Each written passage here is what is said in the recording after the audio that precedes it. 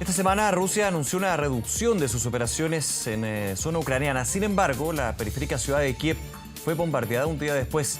Ahora, hay varias interrogantes. La principal, ¿hay posibilidades de una salida pacífica y sellar un eventual acuerdo? Vamos a estar conversando de estos y otros temas sobre la invasión ucraniana con Claudio Coloma, profesor de Relaciones Internacionales de la Universidad Tecnológica de Monterrey. Claudio, placer, muchas gracias por acompañarnos esta mañana. Gracias, Nicolás. Buenos días.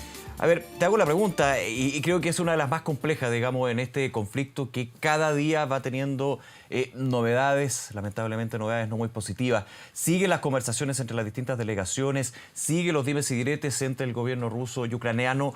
¿Hay alguna puerta o por lo menos ventana para poder llegar a la paz?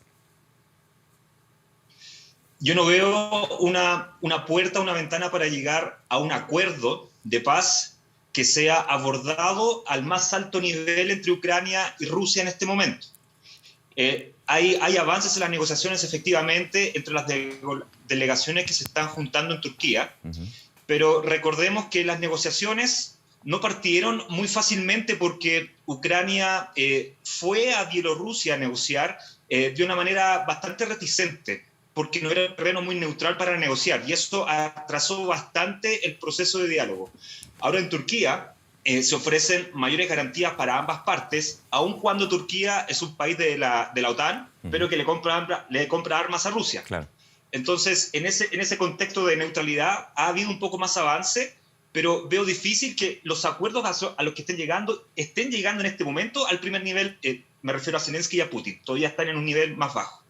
Claro, porque el más alto nivel, digamos, de esta de conversación entre dos partes se dio con los ministros de Relaciones Exteriores de Ucrania y Rusia y solamente se consideró una cita entre estas dos partes. Ahora, ¿por qué es tan relevante y cuál es la diferencia entre las altas autoridades que participan de las delegaciones? ¿Cuál puede marcar ahí la diferencia con respecto a un avanzar o retroceder en las negociaciones, Claudio?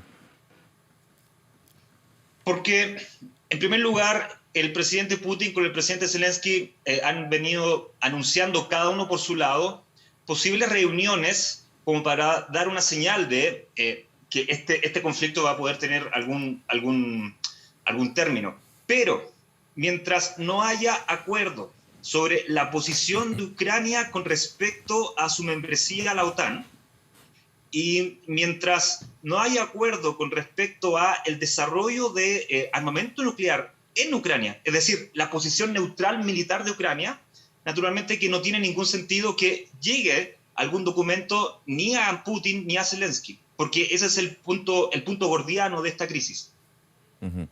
Ahora, desde la otra óptica, desde el lado ruso, digamos, tampoco se han mostrado miradas contradictorias o que van cambiando. Por ejemplo, una reducción del fuego en zona ucraniana que, por las imágenes que van llegando de los medios de prensa, no es tal, o por lo menos no ha sido una baja considerable. Sigue los muertos, sigue la destrucción en las distintas ciudades. O sea, también hay un tema de desconfianza de las dos partes. La desconfianza es parte fundamental, digamos, de una guerra. Cuando se llega a un lado de confianza, ahí se pueden llegar a acuerdos y concesiones, ¿no? Efectivamente, el tema de la confianza acá es fundamental y me parece que cuando analizamos el tema de la confianza podemos mirarlo desde la otra perspectiva, en el sentido de Putin ha estado en el gobierno por 20 años o más. Por tanto, todos sabemos más o menos, sobre todo en el este de Europa, qué es Putin y cómo actúa Putin. El elemento que genera incertidumbre y por tanto desconfianza en el proceso del este de Europa es la elección de Zelensky. Y es en torno a la elección de una persona que viene de la comedia, hace campaña solamente 3 meses antes de las elecciones, que no hace campaña convencional, sino que hace campaña haciendo rutina de performance de su show televisivo, etc. Tienes a esta persona que tiene que negociar con Putin, 20 años. Entonces, la desconfianza parte desde la incertidumbre que se genera ante el nuevo gobierno de Ucrania, que viene con el mensaje de vamos a limpiar con la corrupción ucraniana. Y a partir de eso vamos a negociar con Rusia y vamos a lidiar con los estadounidenses. Bueno, dicho eso, en Rusia naturalmente que tampoco podemos confiar. Si esto es una guerra, la guerra se hace de a dos. Y las declaraciones que hay por parte de los medios oficiales, tanto rusos como ucranianos, son muy difíciles de predecir en base a la información que están liberando. Lo único que podemos decir en este momento es que la guerra continúa, los ataques continúan y que todo depende del éxito de la negociación en este momento en Turquía. Ujú. Ahora, Claudio, para quienes nos ven esta hora, ¿cuáles son las cartas que están en la mesa o que por lo menos se han ido definiendo en términos? Porque en cada negociación las partes tienen que ceder, eso es evidente. Ahora, ¿hasta cuánto cedes tú? Esa es la clave finalmente de cómo se puede llegar a una, insisto, ventana, porque puerta es algo quizás más ambicioso, ventana para un cese al fuego. Ese es un punto súper interesante que tocas, Nicolás, porque uno de los temas centrales sobre los cuales Rusia estaba dispuesto a ceder no era en torno a la OTAN. La OTAN no se negocia. El avance de la OTAN hacia las fronteras con Rusia a través de Ucrania no está en la mesa de negociación.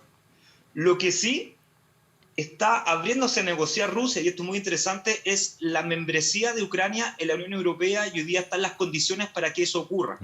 Ahora bien, yo no veo a la Unión Europea en este momento, bajo estas condiciones, muy contenta de recibir a esta Ucrania dentro de la Unión Europea, porque es un costo muy alto.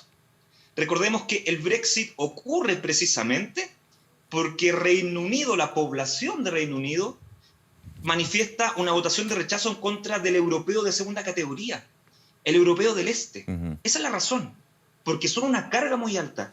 Pues bien, ahora imagínate con Ucrania, destruida por la guerra, miembro de la Unión Europea. Es en ese contexto en que hoy día el gobierno de Vladimir Putin está dispuesto a decir, ok, Unión Europea, llévense a Ucrania, rescátenla, traten de reconstruirla, y esa es la moneda de cambio a que Ucrania sea zona militar neutral. Claro, entendiendo las diferencias entre la OTAN y la Unión Europea en términos geopolíticos, pero por sobre todo podríamos llevarlo a términos de seguridad y militares, digamos. Por eso, lo que tú muy bien dices, en la mesa no está en cuestión si se da la posibilidad de que Ucrania ingrese a la OTAN. Rusia dice, eso yo no lo transo. Lo que sí el tema de la Unión Europea, donde tiene un concepto más que de seguridad y militar, la Unión considera económico, social, fronterizo, en términos de la comunidad europea. Hay una diferencia importante ahí y eso lo explicaría. Así es. De hecho, ahí también hay que tener ojo. Por una parte, Zelensky en estos últimos días, ayer, junto con el Foreign Minister Kuleva, ha hecho declaraciones respecto a nosotros, si bien no vamos a ser miembros de la OTAN, queremos ser miembros de una organización militar que sea similar a lo que figura la OTAN. Es decir, una organización de estados en los cuales, si es que me ataca Rusia de nuevo, pueda, en alianza, poder responder. Claro. Y allí está haciendo llamados a Estados Unidos, a Turquía, a las principales potencias occidentales. Y eso, ahí hay un elemento que desde mi punto de vista, está frenando las negociaciones. Ahora, en este contexto nuevo que abre la guerra en el este de Europa, no podemos descartar en el futuro, mediano o largo plazo, que la Unión Europea comience a tener una política de defensa estratégica militar. Alemania, por primera vez desde la Segunda Guerra Mundial, anunció ya que va a incrementar de manera sin precedentes el presupuesto en gasto militar. Yo no me imagino que los franceses estarán muy contentos con esa noticia. Entonces, la guerra me parece que podría ampliar el marco regulatorio de la Unión Europea más allá del comercio y la integración política. Claro, de alguna manera ir tomando los ribetes que actualmente tiene la OTAN. Habría que pensarlo en esa manera, ¿no? Habría que pensar la forma en cómo Europa va a complejizar su estructura internacional militar estratégica, no solamente a través de la OTAN, sino que a través de una estructura más autónoma. Esto lo estoy planteando ya a nivel como de hipótesis, como análisis de inteligencia en base a los antecedentes que manejamos hoy. Tenemos que tener en consideración que hoy día la guerra toma lugar en Europa. Bien, sobre la cuestión de la OTAN. Y el principal impulsor de esta decisión de querer expandir la OTAN hacia Ucrania no es la Unión Europea, no son las...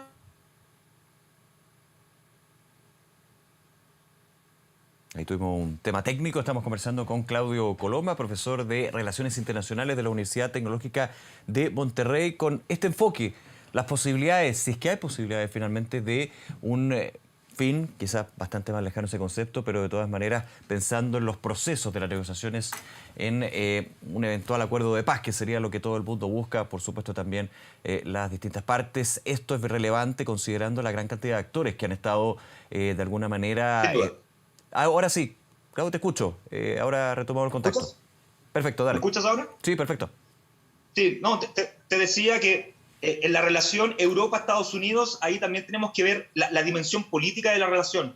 Los europeos, sobre todo Francia y Alemania, deben estar con su silencio, pero con conversaciones por debajo, criticando o tratando de cobrar esta mano a los Estados Unidos, porque la guerra toma lugar en Europa, Claro. pero la política de expandirse con la OTAN hacia Ucrania es una decisión política de los Estados Unidos. Entonces, este tipo de problemas políticos que se generan a partir de estos eventos, ¿no?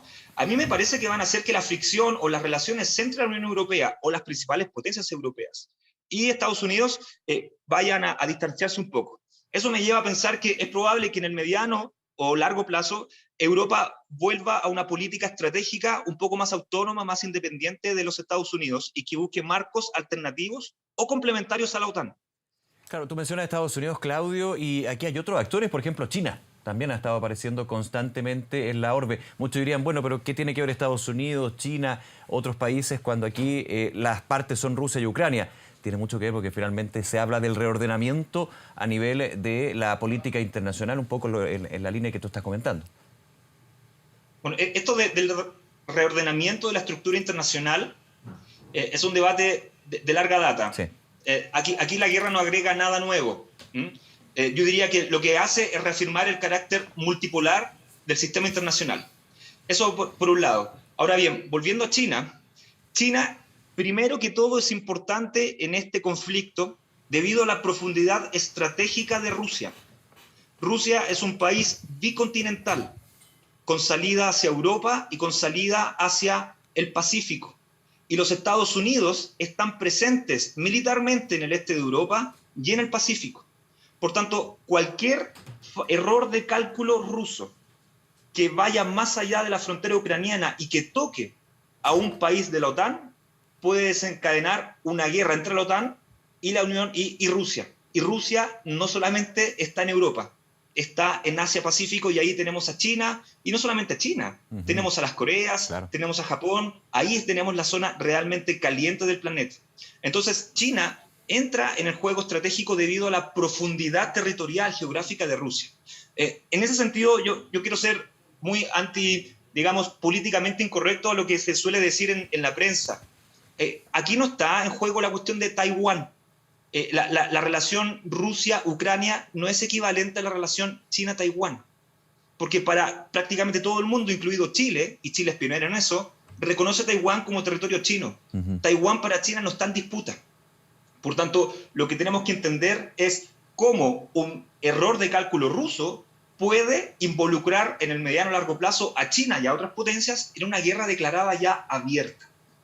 Claro, porque finalmente aquí los roces de actores de distinto tipo van, y estoy de acuerdo contigo, evidenciando la situación yo decía, la política internacional, de la estructura, de la institucionalidad mundial. O sea, finalmente aquí, por eso tanto se ha hablado de por qué los países de la OTAN entregan su apoyo indirecto a Ucrania, pero no un apoyo directo, que sería finalmente entrar a territorio y defender a los ucranianos. Es porque esto puede escalar a niveles insospechados. Y ahí, bueno, hay distintos conceptos y escenarios que se han ido matizando, pensando de alguna manera en unos contra otros. Ese es un poco el tema. O sea, que se salga la guerra de la frontera ucraniana, te lo digo así, Sí. es la Tercera Guerra Mundial. Sí, claro. Y lo que tenemos hoy día, todo circunscrito en las fronteras de Ucrania, es una Segunda Guerra Fría. Y lo más probable es que terminemos en una Segunda Guerra Fría, pero aquí no lo planteo en términos globales. De hecho, como académico pongo incluso en duda que la Guerra Fría fue un fenómeno global. Fue un fenómeno mucho más diverso, mucho más plural. La Guerra Fría 2 que se viene ahora va a ser europea y va a ser nuevamente concentrada en Europa.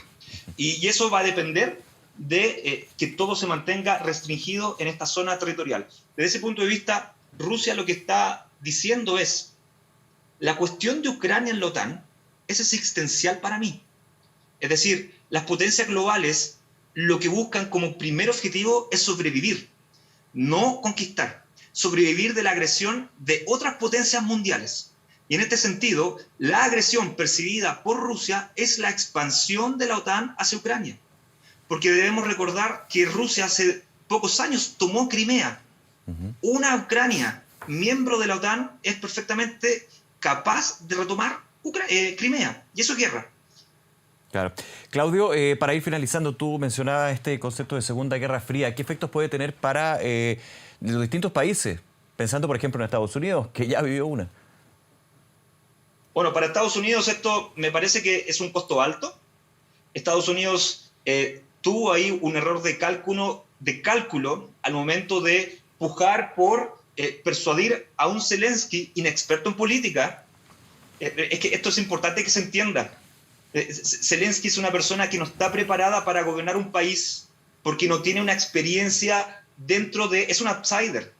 Y dentro de esa inexperiencia, menos tiene capacidad en la política internacional y menos para negociar con Putin.